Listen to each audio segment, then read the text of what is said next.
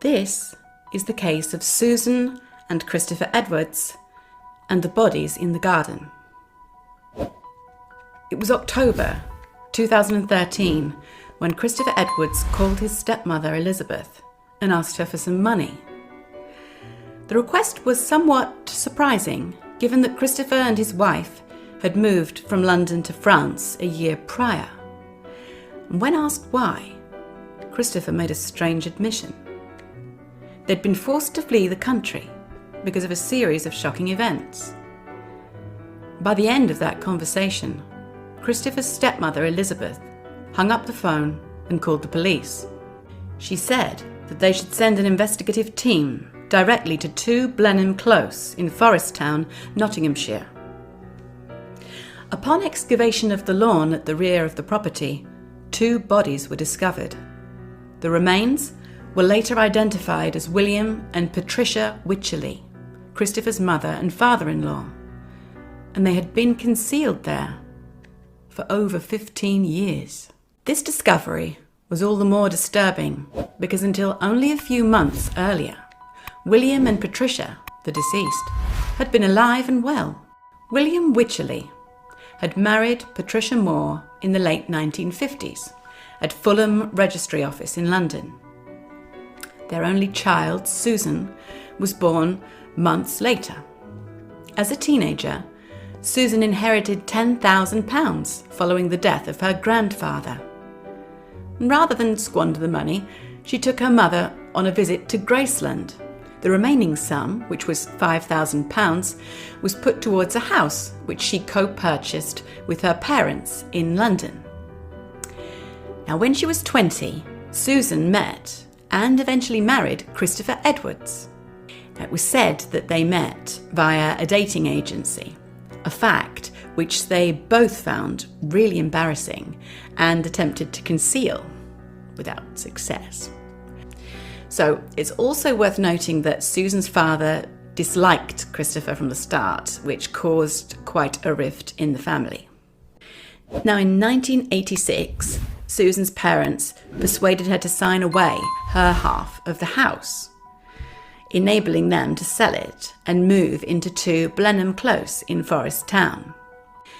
Now, Susan and Christopher didn't keep in regular contact with her parents, and they visited them only very occasionally. But during one such visit in 1992, there was a very heated argument, and when the pair left, Christopher would later claim it was the last time he ever saw the Wycherleys. The family unit was now effectively estranged. Neighbours of the Wycherleys described the couple as reserved and very reclusive, adding that it was rare they saw them at all.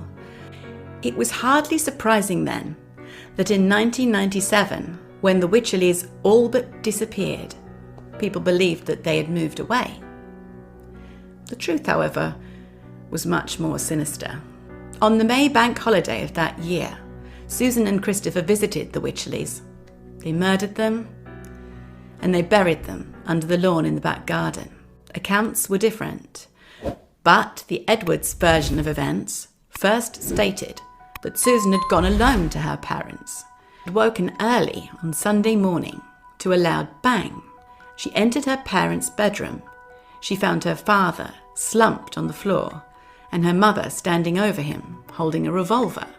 Argument ensued, in which Susan claimed her mother admitted to having had an affair with Christopher, Susan's husband.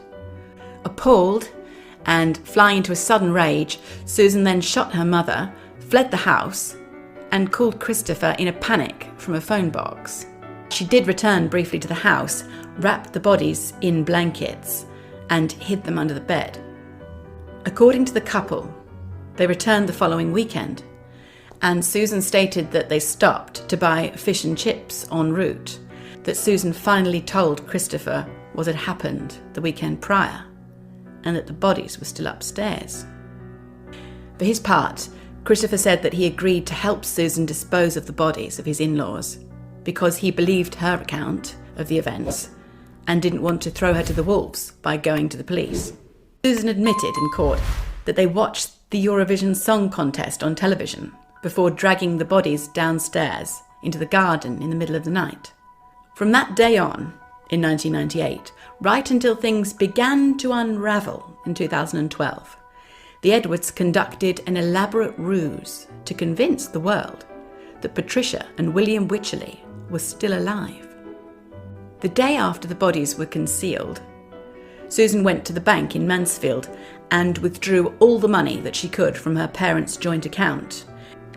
She then closed those accounts and opened a new one, a joint account in her name and in her mother's name, with all the correspondence still going to the Wycherley address. During the next 15 years, the pair systematically stole money, forged signatures to continue receiving benefits, obtained control of pension plans, and took out loans and credit cards in the Wycherleys' names.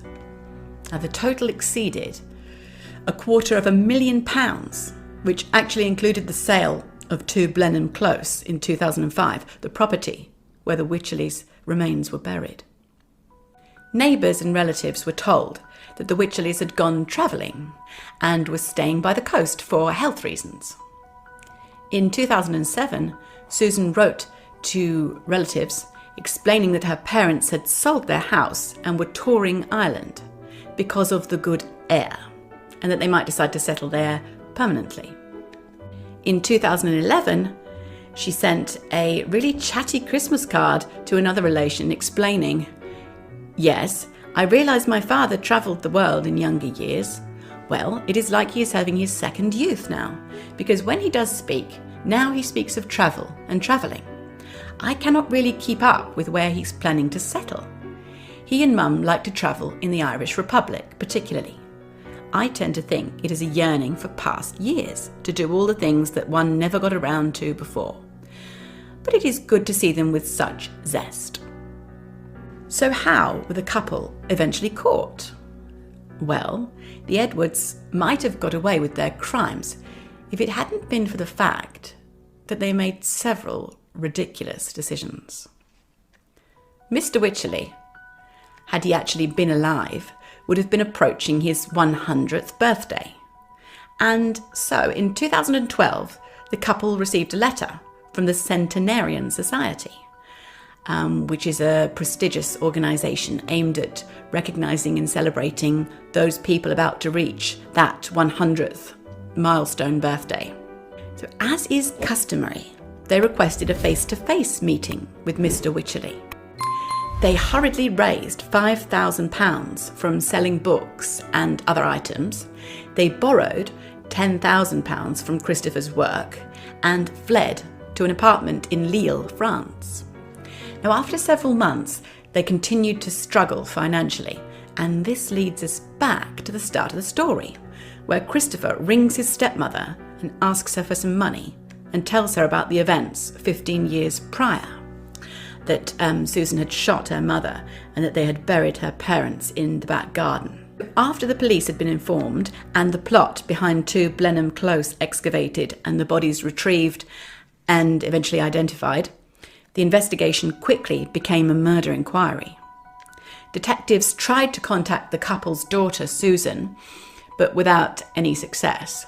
The British police force, having no jurisdiction in France, were fairly limited in their capacity to locate and question the Edwards.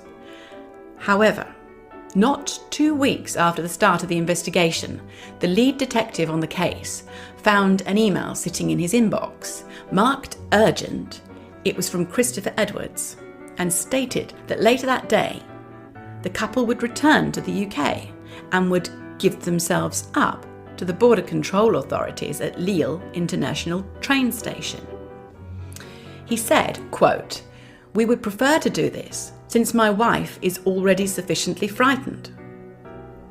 Although it was a welcome breakthrough, the police were hesitant to instruct the French police to intercept them, because as long as the Edwards surrendered to the French authorities, then they would remain under French jurisdiction, meaning that the British police would have no power to arrest them.